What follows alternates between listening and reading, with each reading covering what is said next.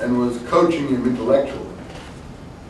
In fact, it's probably Rubin's father's fault to some extent that Danny leaves Hasidism and goes to college at Columbia University across the river in Manhattan to study what? Psychology. Because what did Rubin's father recommend Danny read? Freud. He recommended Sigmund. Huh? He did on his own. Did he find on his own with it? I thought he recommended it to him. Anyway, we'll see. But you're sure he found it on his own, huh? Well, what was he recommending to him then? Something. Yeah, he recommended Freud, but Freud wasn't one of them. Freud wasn't one of them. Okay, but I defer to you because you've read it more recently than me. Okay. Anyone want to join in on this between him and me? Did Rubin's father recommend Freud, or did Danny find it on his own? He recommended psychology books, but it wasn't Freud. He found that on. Okay, he recommended psychology books. Okay. Well, if you're going to recommend psychology books, you're going to find Freud, obviously. Are there any other psychology books? I mean, there are a few, but I guess that's what I thought. So forgive me for my mistake, but you're more precise than me. I'll give that. So we have these two people, and here's where that word apikorisma comes in. Yeah, I hate that Danny guy. And then he says, he deliberately aimed at me, Abba. He hit me deliberately. Page 48, 49, I think. And Reuben's father says, what he hit you deliberately? Come on. Get real. Are you kidding? He didn't hit you deliberately. You should see how he hits. You know, he's got total respect for him. He almost killed another guy. He said his team would kill us apikorisma. His father said, what? Apikorisma? What are you talking about? They turned the game into a game of war. I don't understand. On the telephone, Rep Sanders said his son was sorry. Sorry. Oh, Benny's sorry. He's sorry he didn't kill me altogether. It's pretty good dialogue. A lot of fun. And see, it's quite real. My father gazed at me intently as I saw that look of amazement slowly leaving his face. I don't like you to talk that way. You know, his dad is very, you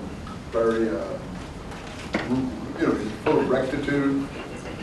You know, he's very straight and everything. He doesn't, you know, he blames his own son for his efforts too. Not just, oh, if your father was there, he'd say, oh, I gotta get that bastard. I'm gonna go after him with a baseball bat, I'm sure. But no, that's not what Reuben's father is gonna do.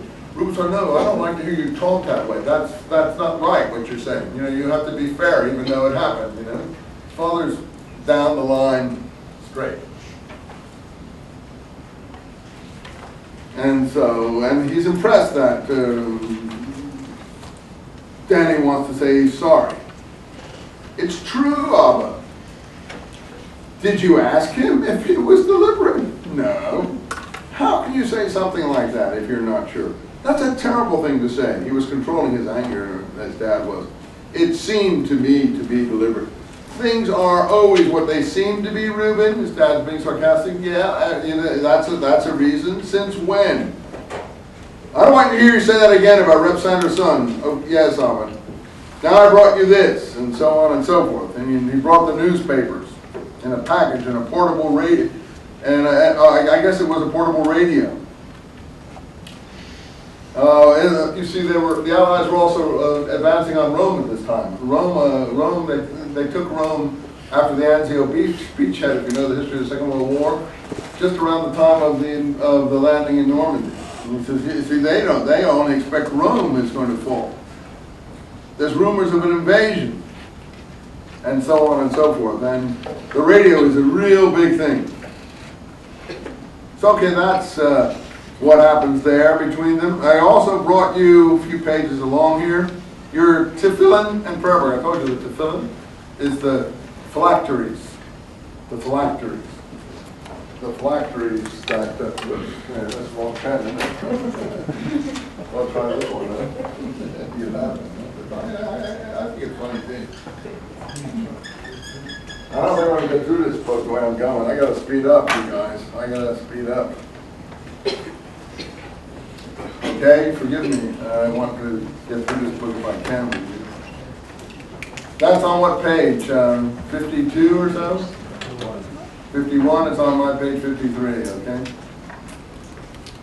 So even he does phylacteries, and I'm sure if you meet any Jewish people, you've probably never even seen a phylactery, if you're not in their world. And that's because of about, I would say, 80% of Jewish people, 80% of Jewish people, or 85% of Jewish people, I think, don't use phylacteries.